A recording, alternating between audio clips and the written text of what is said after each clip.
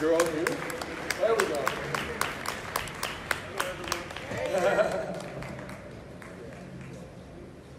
Okay. Next, we will welcome Gigi Dixon, Senior Vice President and Director of Strategic Partnerships, Wells Fargo. Let's give our Vice Chair of the Foundation Board a hand, Gigi Dixon.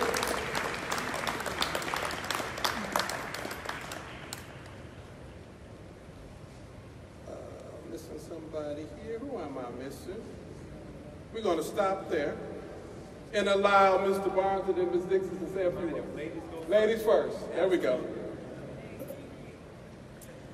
Thank you, and good morning, NAACP. Good morning.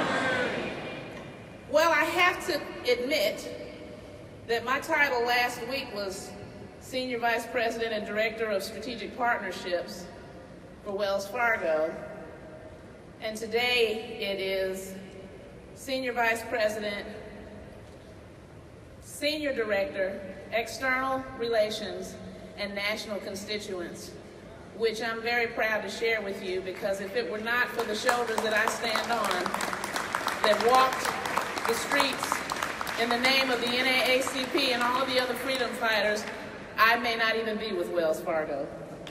And I'm very clear about that. I am the wife of a wonderful husband of 34 years on July 24th. I am the mother of a very handsome black son.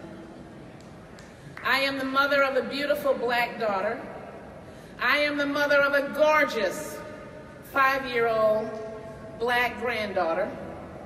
And I am the grandmother of a just luscious little 16-month-old Afro-Latino grandson.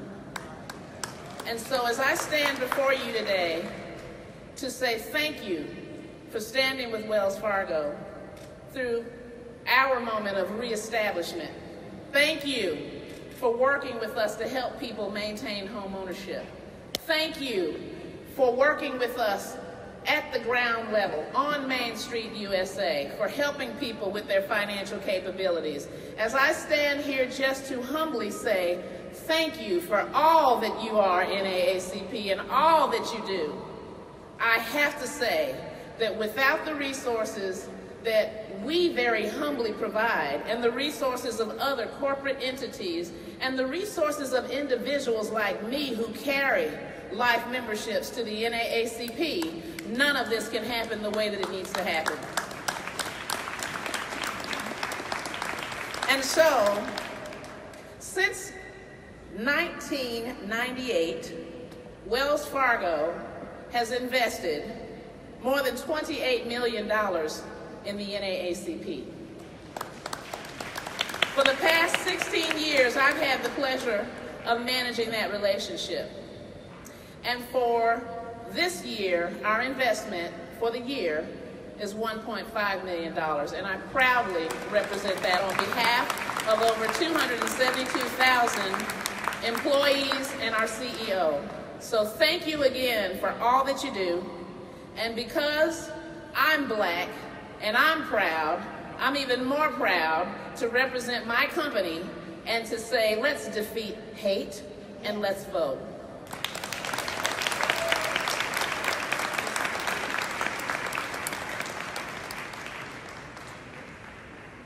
Thank you, everyone.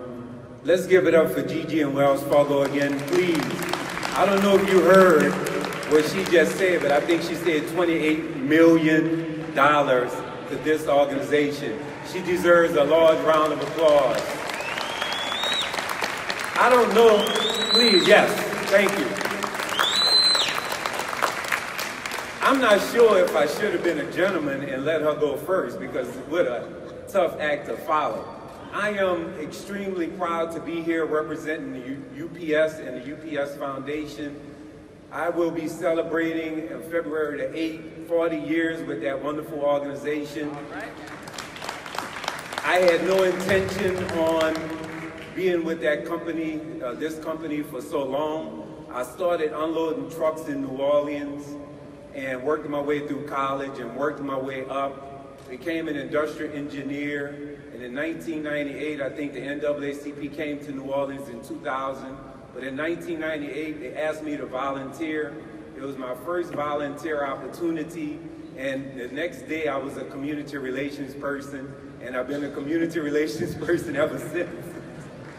I actually did not want to become a community person because I was a math person. And I went to school to be an engineer, and I worked very, very hard learning numbers. That meant not talking to people.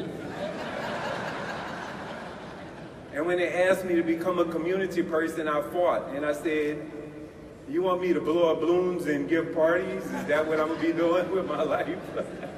In actuality, I let go and I let God, and it was the best thing that ever happened to my career. I'm honored to be here representing UPS, 450,000 employees, 200 countries around the world. We definitely believe in supporting local communities, and what better partner to do that with than the NAACP. See, like the NAACP, UPS is in every community, not just in the United States, but in 170 or 200 other countries. Now, I'm so happy to be here. I would like somebody to get my picture on this stage. I'm gonna tell you why. I'm gonna tell you why. Because one of my new job responsibilities as a 40-year employee is I have to know how to tweet now. So every time we go out to do community things, we have to tweet it out and let everybody know we're here. It's another way for your boss to know if you really showed up when you're supposed to show up. Thank you, brother. Thank you. So, like the NAACP, you know, here's the life of a UPSer.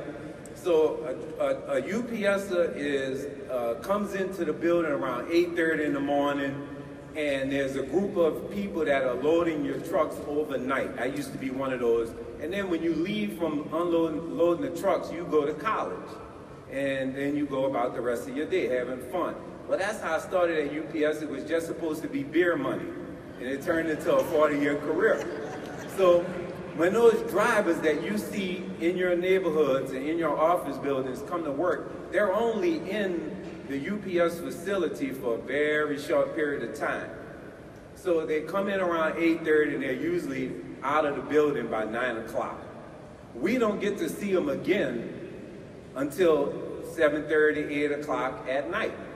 So what a great job, right? You just leave the facility, $1 million worth of product in a truck, and you just go about your life. What a great way to work, right?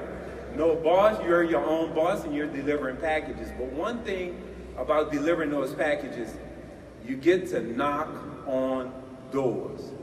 And what a difference knocking on the door makes. When we knock on the door in some of the worst neighborhoods in the United States, we have a sensitivity to exactly what's going on in a community. And like the NAACP, we believe in helping local communities become better. So on behalf of President Johnson, I want to say thank you to the NAACP. Thank you to everyone who is working for the NAACP. Just to let everybody know,